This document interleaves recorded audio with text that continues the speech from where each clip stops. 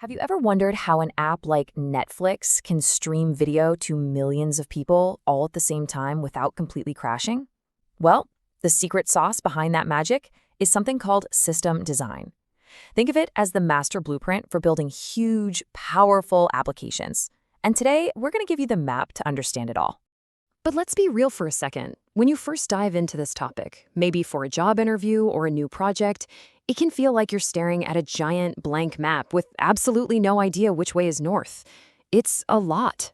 Yeah, you're immediately hit with this blizzard of crazy sounding terms. It is super easy to feel overwhelmed. And if you do, trust me, you are not alone. So our goal today isn't to master every single one of these things at once. Nope. It's to give you a map and a compass so you can start to navigate this world with confidence. All right, so let's start with the absolute fundamentals. Think of this first section as your map and compass, the basic tools you've got to have before you even think about starting the journey. So, what even is system design when you boil it down? Well, at its core, it's the process of creating that master blueprint for a system.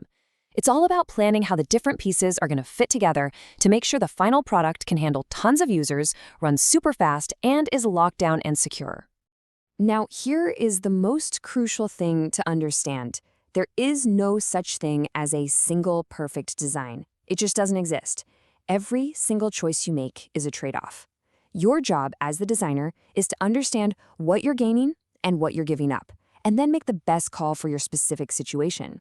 So let's look at a classic trade-off: performance versus scalability. Performance is all about speed for just one person. How fast does a web page load? But scalability, that's about handling growth. Can your system serve 1 million users just as smoothly as it serves one? You'll find that making something super fast for one person can sometimes make it harder to handle 1 million. Next up, we have latency and throughput. Now, these two sound kind of similar, but they're totally different. Latency is just the time it takes for one little piece of data to get from point A to point B. Throughput is how much data you can move in a certain amount of time. Think of it like a highway. Latency is how long it takes for one car to complete its trip. Throughput is how many cars can pass the single point on that highway in an hour. See the difference? And this brings us to one of the biggest challenges in all of system design: availability versus consistency. Availability just means your system is always online and working. Consistency means every single user sees the exact same data at the exact same time. So imagine the like count on a social media post. What's more important, that you can always see the post, or that the like count is always 100% accurate for everyone, everywhere at the exact same instant? Getting both of those perfect is, well, it's pretty much impossible. This very trade-off is famously summed up by something called the CAP theorem. It says in any distributed system, you can only pick 2 of these 3 guarantees: consistency, availability, and partition tolerance. Now, partition tolerance is just a fancy way of saying the system keeps working even if parts of it can't talk to each other. And since network failures happen all the time, you pretty much always have to choose between perfect consistency or perfect availability. A bank, for example, they're going to pick consistency every time. They'd rather be down for a minute than show you the wrong account balance. But Netflix, they're all about availability. They want you to be able to watch a movie even if your recommended list is a few minutes out of date. Okay, so now that we've got the basic rules of the road, let's look at the actual building blocks. These are the core pieces you're going to use to build almost any big system out there. And according to our source material, there are a few key components that show up almost everywhere. We're talking about things like content delivery networks or CDNs, load balancers, caches, and of course, databases. These are your essential Lego bricks. Now, to make these abstract ideas a little easier to get a handle on, let's use an analogy. Imagine your web service is a massively popular new restaurant. It's opening night and thousands of people are lined up outside. How on earth do you handle that crowd? Well, first things first, you need a host at the front door. That host is your load balancer. Their job is to direct all the incoming customers to different available tables, or, in our case, servers, making sure no single table gets totally overwhelmed. Then, to speed things up, the kitchen might pre-make some of its most popular dishes. That's your cache. It stores the stuff people ask for all the time, so you can serve it up instantly without having to cook it from scratch every single time. So where does the restaurant keep all its recipes? In a recipe book, right? That's your database. And here, you've got a huge choice to make: SQL or NoSQL. A SQL database is like a perfectly organized binder with strict tabs and ordered sections. It's amazing for structured data. A NoSQL database is more like a shoebox full of index cards. It's super flexible and incredible for messy, unstructured data that needs to scale out to a massive size.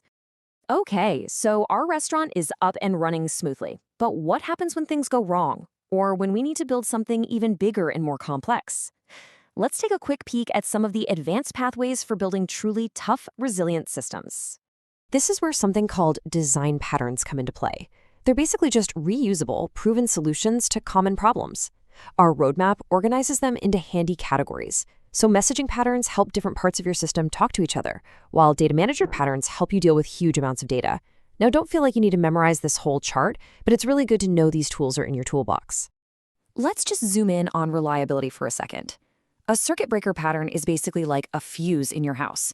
It's designed to stop one failing part from burning down the entire system.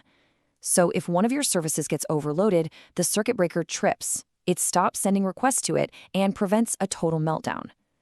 The bulkhead pattern is kind of like the watertight compartments on a ship. It isolates different parts, so if one area springs a leak, the failure is contained and it doesn't sink the whole boat. Whew, okay, we've looked at the map, we've seen the key landmarks, and we've even peeked at some advanced hiking trails. So how do you actually start your journey? Let's bring this all back to a clear, simple, actionable plan. Here's a super simple 4-step approach. Step 1, get really comfortable with the fundamentals we talked about: the CAP theorem, latency, scalability. Step 2, do a deep dive into those core components like load balancers and caches. Really understand them. Step 3, get familiar with the key design patterns, especially the ones for reliability. And finally, step 4, start practicing. Just grab a whiteboard or a piece of paper and try designing simple systems. And hey, if you're gearing up for job interviews, remember everything we've just covered. You need to be ready to explain your trade-offs. Why did you choose NoSQL over SQL for this specific problem? You have to be able to talk about scalability and where the potential weak spots, the bottlenecks, might be. The goal isn't to have one perfect answer. It's to show that you understand how all these pieces fit together to solve a real problem. So, there you have it, a map to get you started on your system design journey. Look, the path from beginner to expert is a long one for sure, but it all starts with that very first step. The roadmap is in your hands. So now the only question left is, what system will you design first? All right, so you've decided you want to learn SQL to land an awesome job in tech. That is a fantastic goal, and you're in exactly the right place. We're going to break down a really clear, trusted path to get you there, step by step. But you know that feeling, right? You're motivated, you're ready to go, but you look at all the info out there and it's just overwhelming. It can feel like you're standing at the bottom of this huge mountain and you have absolutely no idea which trail to take to the top. And man, is it a jungle out there? You've got one video saying, learn this, a blog post saying, no, that's totally outdated, and like a dozen different courses all promising they're the only one you'll ever need. Just finding a reliable guide can feel like the hardest part of the whole journey. But imagine for a second, what if you could just clear away all of that noise? What if instead of 100 different voices pulling you in different directions, you had one single trusted map? A map drawn by the very people who've already made it through that jungle. Well, that's what we're looking at today. This is the big idea behind something called Roadmap SH. It's not just another guide. Think of it like a community-built treasure map.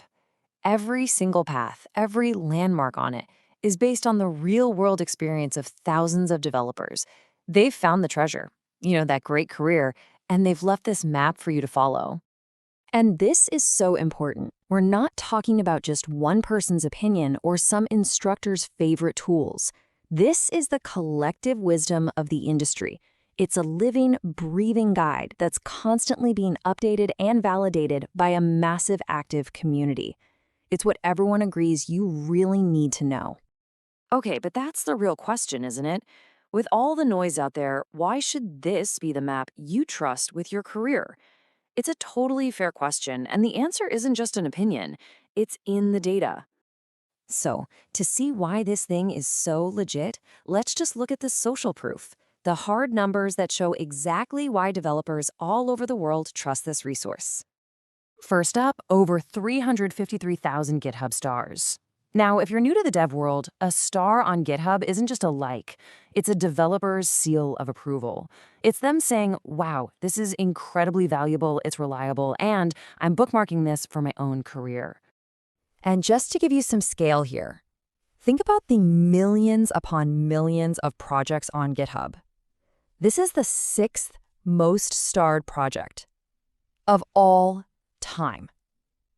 That is a massive, massive vote of confidence from the people who actually build our digital world. And it's not just about a passive thumbs up either. Over 2.8 million people have actually registered, actively using these roadmaps to guide their learning. These are people just like you taking control of their careers. And get this, you are not alone on this journey. There is an active community of over 46,000 members on Discord. That's a huge group of peers, mentors, and friends who are there to answer questions, celebrate your wins, and help you out when you inevitably get stuck. So, where does this path actually lead? This quote is key. It shows that learning SQL with this roadmap isn't just about learning a skill in a bubble. It's considered a top resource for getting into cutting-edge fields like DevOps, which is all about building and running the huge complex systems behind the apps we use every day. This really lays out the bigger picture for you. See, it all starts with step 1, building that solid SQL foundation. That's your base. The roadmap guides you through learning how to talk to databases, design tables, all the fundamentals. Then you can move to step 2, growing into cloud skills. And from there, you can land in step 3, a DevOps role, which happens to be one of the most in-demand and best-paid jobs in the entire industry. So we've seen the jungle, we've got the map, and we know where the treasure is buried.